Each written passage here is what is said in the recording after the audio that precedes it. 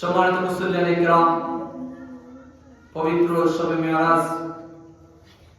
শবে মেরাজ উপলক্ষে আল্লাহ রাব্বুল আলামিন কোরআনের মধ্যে ঘোষণা দিয়ে দিলেন, সুবহানাল্লাযী আসরা বিআবদিহি লাইলাম মিনাল মাসজিদিল হারামি ইলাল মাসজিদিল আকসা الذي باركنا حوله لنريه من آياتنا إنه هو السميع البصير. بلند شوي الله أكبر.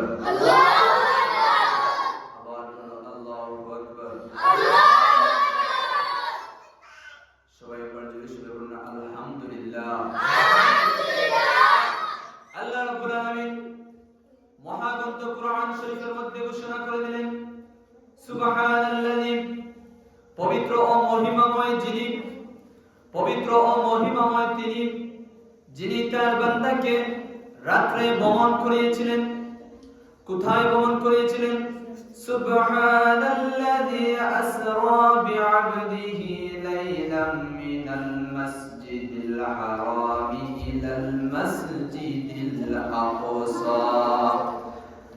আল্লাহ রাব্বুল আলামিন বলেন, মসজিদুল হারাম হতে মসজিদুল আকসার মধ্যে ভ্রমণ করিয়েছিলেন।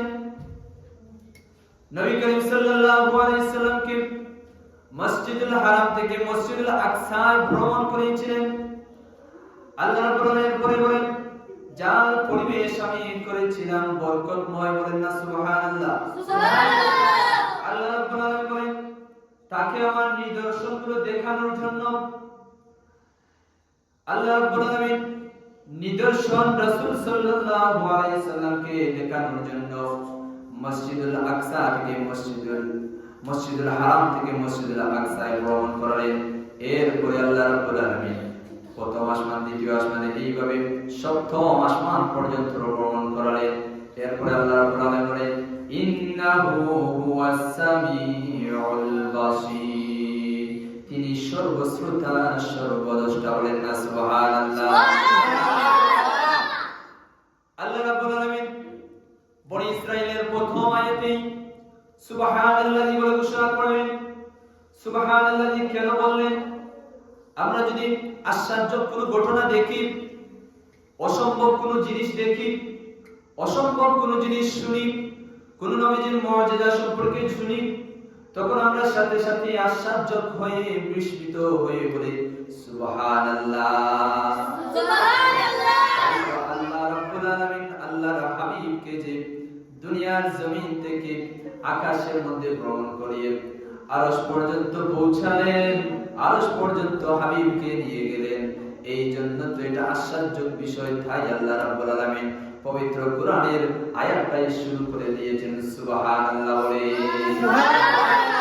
সুবহানাল্লাযী আসরা বিআবদিহি লাইলাম মিনাল মাসজিদিল হারাম, পবিত্র ও মহিমাময় তিনি, যিনি তার বান্দাকে রাতে ভ্রমণ করিয়েছিলেন।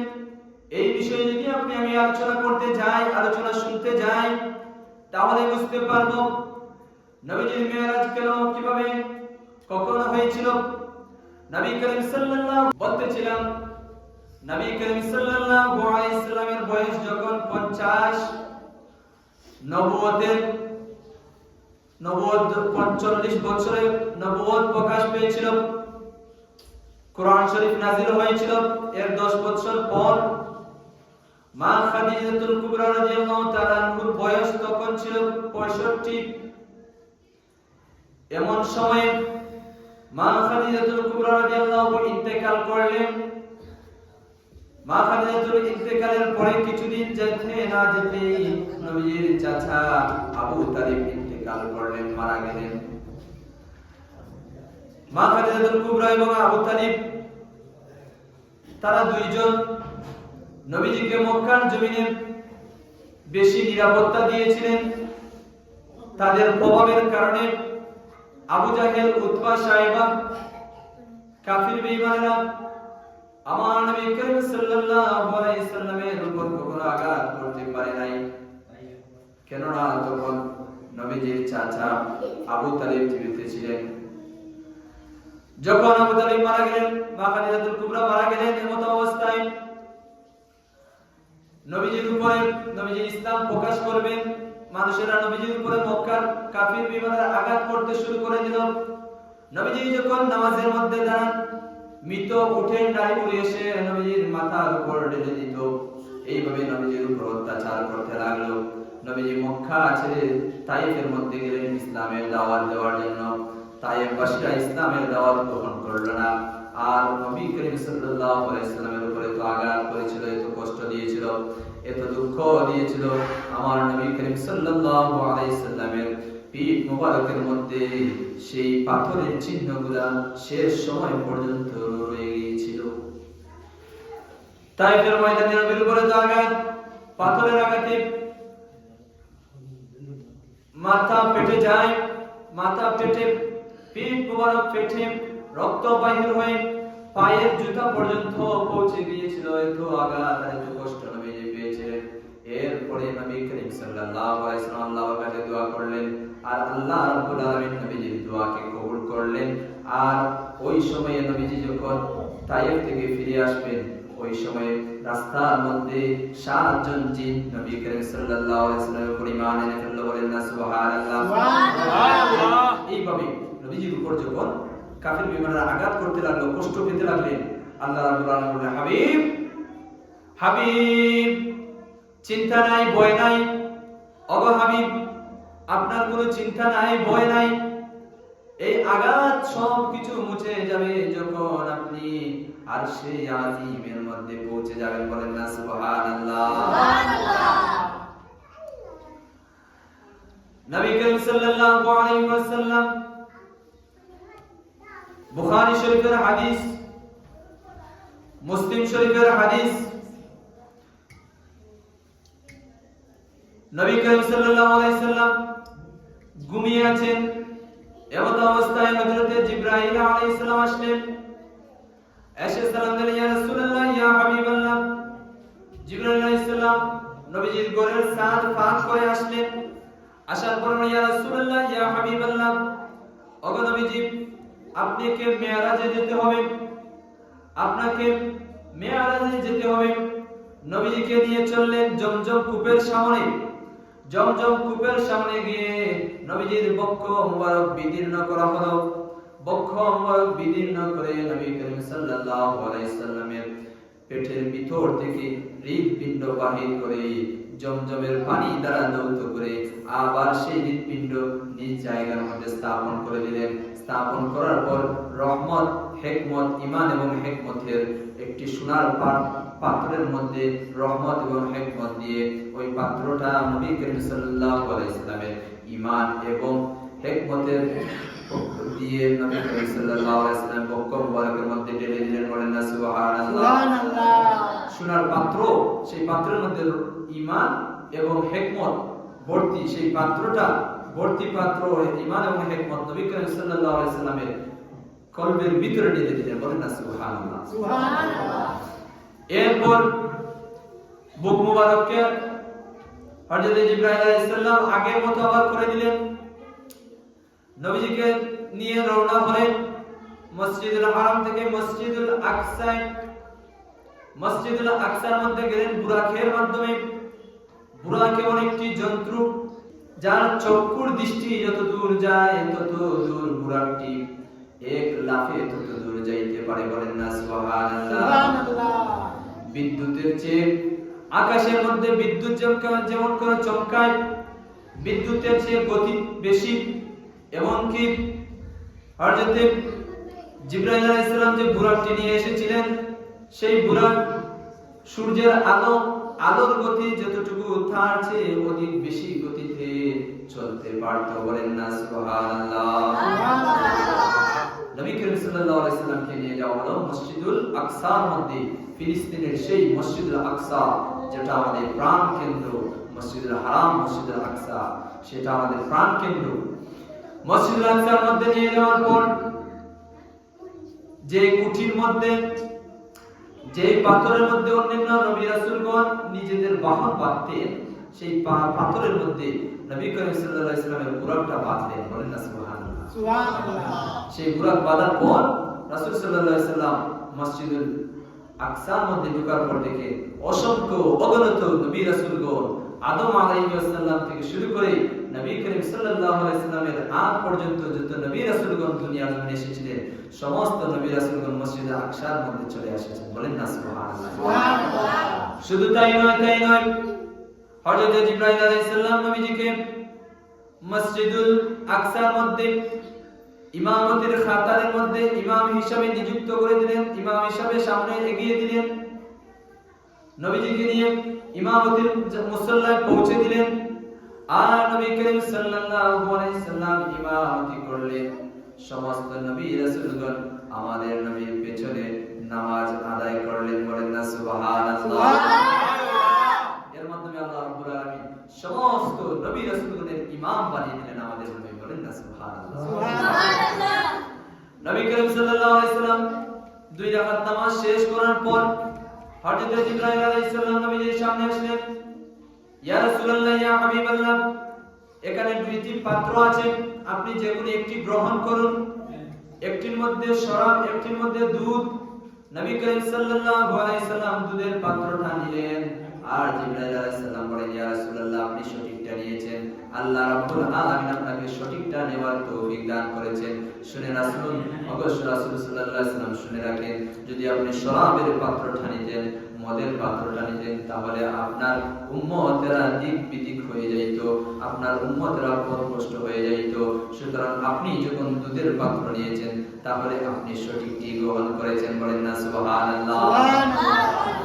এরপরে নবী করিম সাল্লাল্লাহু আলাইহি সাল্লামকে জিবরাইল আলাইহিস সালাম নিয়ে গেলেন প্রথম আকাশে। প্রথম আকাশে যাওয়ার পর হযরত জিবরাইল আলাইহিস সালাম প্রথম আকাশে গেলেন।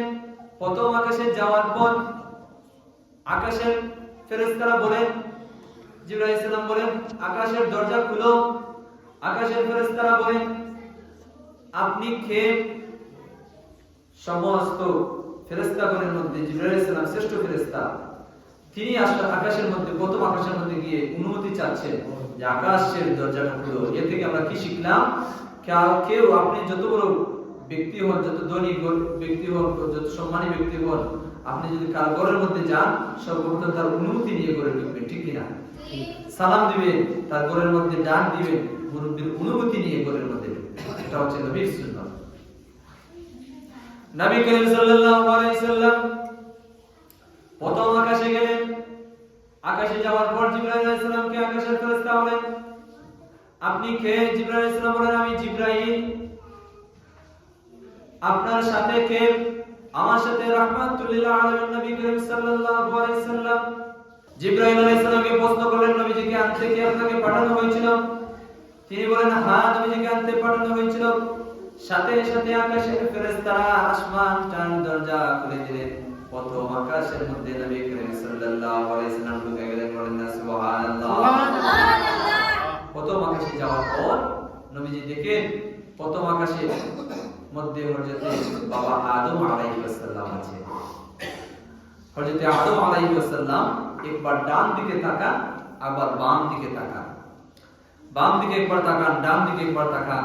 তাকানোর পর তিনি ডান দিকে যখন তাকান তখন তিনি হাসেন, আর বাম দিকে যখন তাকান তিনি কান্না করেন। হযরত জিবরাইল আলাইহিস সালামকে নবীজি প্রশ্ন করেন, ও ভাই জিবরাইল, হযরত আদম আলাইহিস সালাম ডান দিকে তাকালে হাসেন, বাম দিকে তাকালে কাঁদেন কেন? জিবরাইল আলাইহিস সালাম বলেন, ইয়া রাসূলুল্লাহ, ইয়া হাবিবাল্লাহ, ডান দিকে যে মানুষগুলার রূহ দেখা যাচ্ছে তারা হচ্ছে আদম আলাইহিস সালামের সন্তান, নেককার সন্তান, তারা জান্নাতের মধ্যে আছেন। তাদেরকে জান্নাতের মধ্যে দেখে হযরত আদম আলাইহিস সালাম হাসেন। আর বাম দিকে যারা, তারা জাহান্নামী, তাই বাম দিকে তাকালে হযরত আদম আলাইহিস সালাম কান্না করে।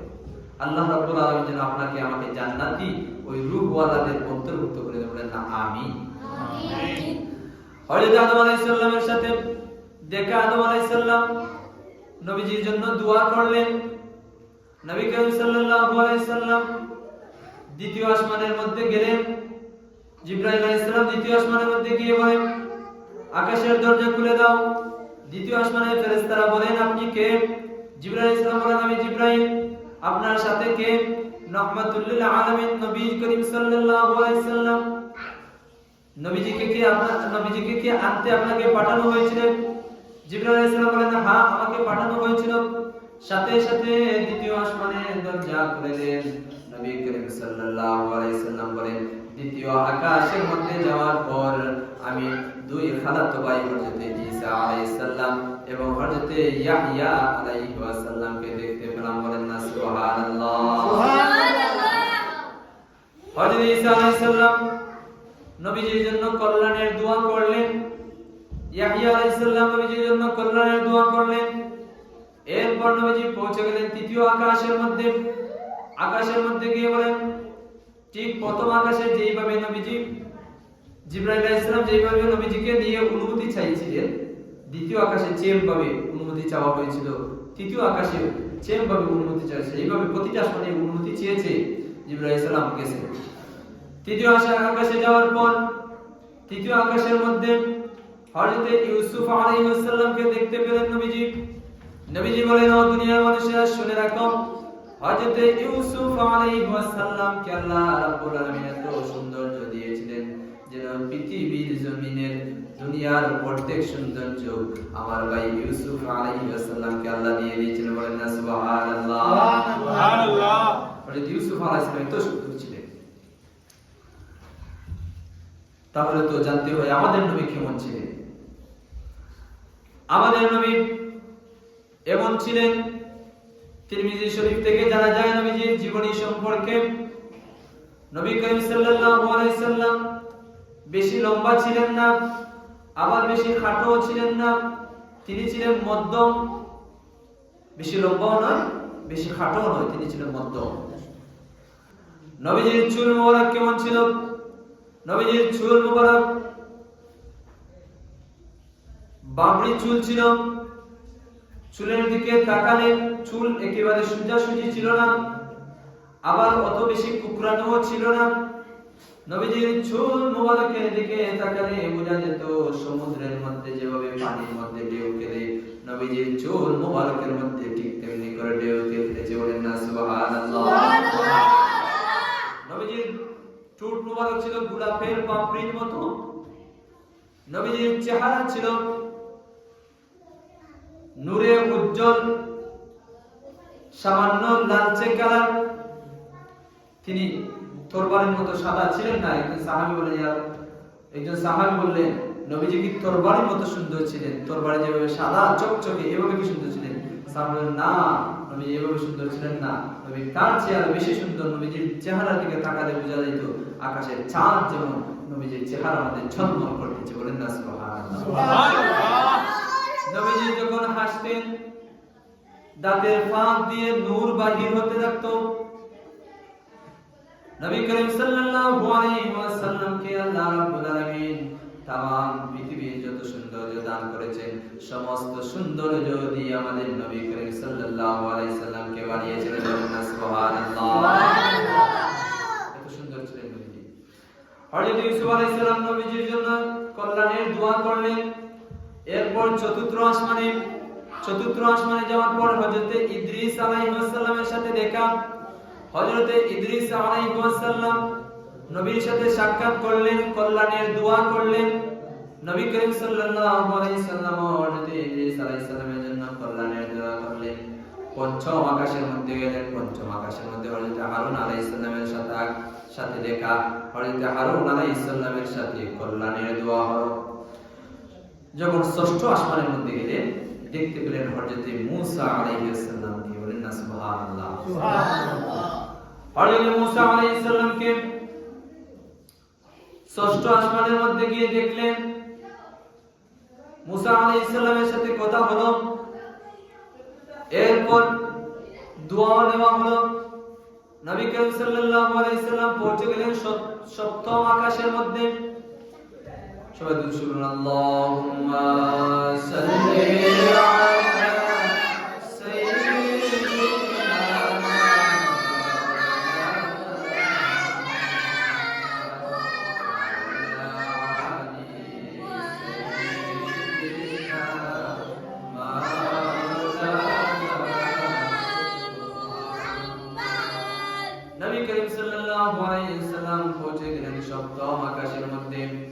সপ্তম আকাশের মধ্যে নবী করিম সাল্লাল্লাহু আলাইহি সাল্লামকে দেখতে পান হযরত ইব্রাহিম আলাইহিস সালাম বাইতুল মামুরের সাথে হেলান দিয়ে বসে আছেন। বাইতুল মামুর মক্কার জমিনে কাবা শরীফ, সেই কাবার সরাসরি উপরের মধ্যে আল্লাহ রাব্বুল আলামিন কাবা ঘরের সরাসরি উপরে আল্লাহ রাব্বুল আলামিন বাইতুল মামুরকে প্রতিস্থাপন করে দিয়েছেন। বলেন না সুবহানাল্লাহ। বাইতুল মামুরের সরাসরি নিচে কাবা ঘর অবস্থিত। হযরত ইব্রাহিম আলাইহিস সালামের সাথে নবী করিম সাল্লাল্লাহু আলাইহি সাল্লাম দেখা করলেন, সাক্ষাৎ হলো, কল্যাণের দোয়া হলো। এরপরে নবীজি বলেন হযরত ইউসুফ, হযরত ইব্রাহিম আলাইহিস সালাম যে বাইতুল মামুরের পাশে এলান দিয়ে আসছিলেন, ওই বাইতুল মামুরের মধ্যে প্রতিদিন ৭০,০০০ ফেরেশতারা তওয়াফ করে। ৭০,০০০ ফেরেশতারা বাইতুল মামুরের মধ্যে তওয়াফ করে। আর তারা একবার ৭০,০০০ ফেরেশতারা তওয়াফ করার পর কিয়ামতের আগ পর্যন্ত আর তারা তওয়াফ করার সুযোগ পাবেন না। বলেন না সুবহানাল্লাহ। এবার বুঝেন কত ফেরেশতা আল্লাহ রাব্বুল আলামিন প্রত্যেকদিন ৭০,০০০ ফেরেশতা এই জায়গার মধ্যে তওয়াফ করে, এবং তারা তওয়াফ করে যাওয়ার পর কিয়ামতের আগ পর্যন্ত তাদের আর সুযোগ হবে না তারা তওয়াফ করার জন্য। নবী করিম সাল্লাল্লাহু আলাইহি সাল্লাম বলেন, হাদিস শরীফ থেকে জানা যায়, যখন ছোট্ট শিশুরা মারা যায়, নাবালক শিশুরা মারা যায়, হোক সে মুসলিম পরিবারের ছোট্ট সন্তান, নাবালক সন্তান, বা অন্য ধর্মের বিধর্মীদের কোন সন্তান, নাবালক সন্তানদেরকে হযরত ইব্রাহিম আলাইহিস সালাম সপ্তম আকাশের মধ্যে আল্লাহ রাব্বুল আলামিনের কোরআনের শিক্ষা দিতে থাকেন। বলেন না সুবহানাল্লাহ। হযরত ইব্রাহিম আলাইহিস সালামের সাথে দেখা করার পর নবী করিম সাল্লাল্লাহু আলাইহি সাল্লাম পৌঁছে গেলেন সিদরাতুল মুনতাহার মধ্যে। সিদরাতুল মুনতাহার মধ্যে পৌঁছার পর রাসূল সাল্লাল্লাহু আলাইহি সাল্লাম দেখেন সিদরাতুল মুনতাহার মধ্যে একটি গাছ আছে, অনেক বড় গাছ। সেই গাছের মধ্যে ফল হচ্ছে মটকির মতো, ফল হচ্ছে মটকির মতো বড়। মটকি সহজ ভাষায় যদি আমরা বলি কলসি, কলসি আছে না আমাদের ঘরে, পানির কলসি, কলসির মতো বড় বা মটকির মতো বড় বড় ফল, গুল বড় গাছ। সেই গাছের মধ্যে ফল হচ্ছে মটকির মতো, ফল হচ্ছে মটকির মতো বড়।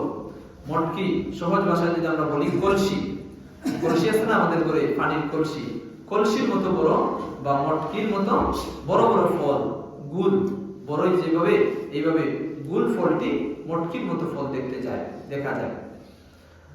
নবীজি বলেন সিদরাতুল মুনতাহার মধ্যে যে গাছটা আছে, ওই গাছের পাতা হচ্ছে হাতির কানের সমান। বলেন না সুবহানাল্লাহ। হাতির অনেক বড় কান থাকে না, কান, সেই কান যত বড় তত বড় সমান ওই গাছের পাতা, এক একটি পাতা।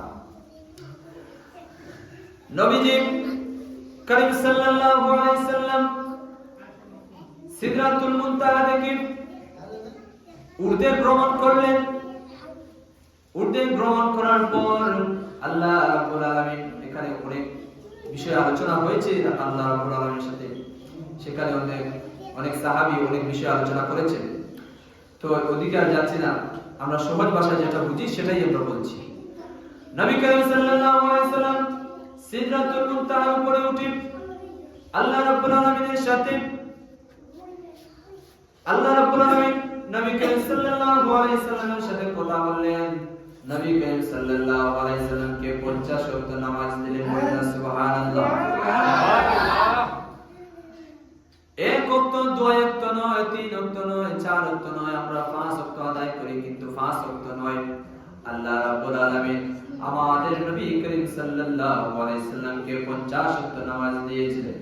নবীজি বলেন, ইয়া রাব্বুল আলামিন, আপনি এক আসমান, দুই আসমান, 3 আসমান, এইভাবে সপ্তম আসমান, পঞ্চম আসমান, সপ্তম আসমান, ষষ্ঠ আসমান, সপ্তম আসমান পাড়ি দিলাম। আপনার সাথে আমার মেরাজ হলো, আমার উম্মতের কি মেরাজ হবে না? আল্লাহ রাব্বুল আলামিন বলেন, ও নবী, আপনার উম্মতের মেরাজ হচ্ছে নামাজ। বলেন না সুবহানাল্লাহ। যখন বান্দা নামাজের মধ্যে খাড়া হয় তখন বান্দা জীবনে আলহামদুলিল্লাহি রাব্বিল আলামিন সমস্ত প্রশংসা আল্লাহ তাআলার। তখন বান্দা কার সাথে কথা বলে? স্বয়ং আল্লাহ রাব্বুল আলামিনের সাথে কথা বলে। বলেন না সুবহানাল্লাহ। আল্লাহ রাব্বুল আলামিন বলেন, ও আমার হাবিব, আমার বন্ধু শুনো, আপনার উম্মতের জন্য আমি 50 ওয়াক্ত নামাজ ফরজ করে দিলাম। নবী করিম সাল্লাল্লাহু আলাইহি সাল্লাম যখন ষষ্ঠ আসমানের মধ্যে আসলেন, হযরত মুসা আলাইহিস সালামের সাথে দেখা মুসা আলাইহিস সালাম বলেন, ওগো নবীজি, আপনাকে আল্লাহ রাব্বুল আলামিন কি দিয়েছেন আপনার উম্মতের জন্য? নবীজি বলেন 50 ওয়াক্ত নামাজ দিয়েছেন। হযরত মুসা আলাইহিস সালাম বলেন, নবীজি, আপনার উম্মতেরা 50 ওয়াক্ত নামাজ আদায় করতে পারবে না। আমি বনি ইসরাইলকে আমার কওমের এদেরকে নামাজ পড়তে বলেছিলাম, তাদেরকে ইবাদত করতে বলেছিলাম, এরা বড় ডিস্টার্ব করে, এরা নামাজ পড়বে না, 50 ওয়াক্ত নামাজ পড়বে না, আপনার কথা শুনবে না। আপনি যান, তাদের জন্য সহজ করে নিয়ে আসেন, আল্লাহ রাব্বুল আলামিনকে পড়ুন, যেন আল্লাহ রাব্বুল আলামিন আপনার প্রতি দয়া করে সেই নামাজকে কমিয়ে দেন। নবী করিম সাল্লাল্লাহু আলাইহি সাল্লাম আবার গেলেন আল্লাহ রাব্বুল আলামিনের কাছে, বললেন, ইয়া রাব্বুল আলামিন, ও রাব্বুল আলামিন, আপনি নামাজকে কিছু কমিয়ে দেন, আমার উম্মতের জন্য কষ্টদায়ক হয়ে যাবে, আপনি নামাজকে কিছু কমিয়ে দেন। আল্লাহ রাব্বুল আলামিন বলেন, 5 ওয়াক্ত কমিয়ে দিলাম। কয় ওয়াক্ত আছে এখন? 45 ওয়াক্ত। কয় ওয়াক্ত? 45 ওয়াক্ত।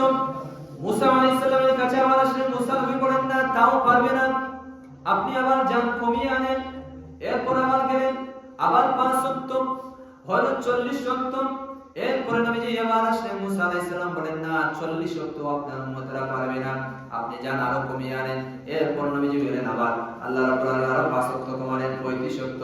মুসা আলাইহিস সালামের কাছে আসলেন, মুসা আলাইহিস সালাম বলেন, না, 35 ওয়াক্ত পারবে না, আবার যান, আবার গেলেন, আল্লাহ রাব্বুল আলামিনকে বললেন, আল্লাহ রাব্বুল আলামিন কমিয়ে দিলেন, 30 ওয়াক্ত আসলো।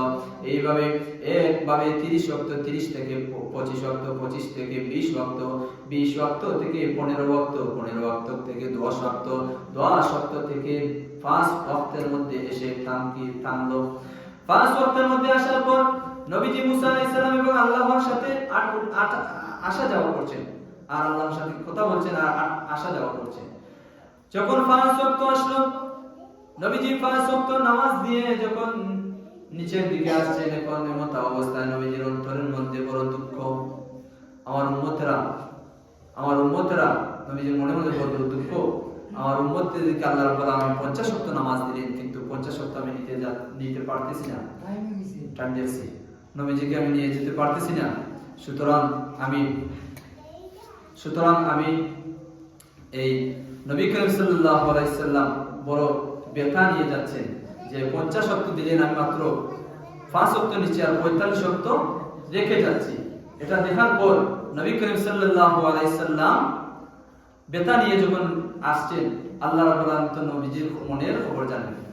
আল্লাহ রাব্বুল আলামিন বলেন, হাবিব, শুনে রাখো, এক ওয়াক্ত নামাজ পড়লে আপনার উম্মতদেরকে আমি 10 ওয়াক্ত নামাজের সওয়াব দিয়ে দেব। বলেন না সুবহানাল্লাহ। 5 ওয়াক্ত নামাজ যে পড়বে তার আমল নামার মধ্যে আল্লাহ রাব্বুল আলামিন 50 ওয়াক্ত নামাজের সওয়াব দান করে দিবে। সময় কম, আর লম্বা আলোচনা, সবে মেরাজের আলোচনা অনেক বেশি, ঘন্টা খানিক সম্ভব নয়, যেহেতু আমাদের নামাজের টাইম 7টা হয়ে গেছে, আজানের টাইম হয়ে গেছে, আমরা লম্বা করতে যাচ্ছি না।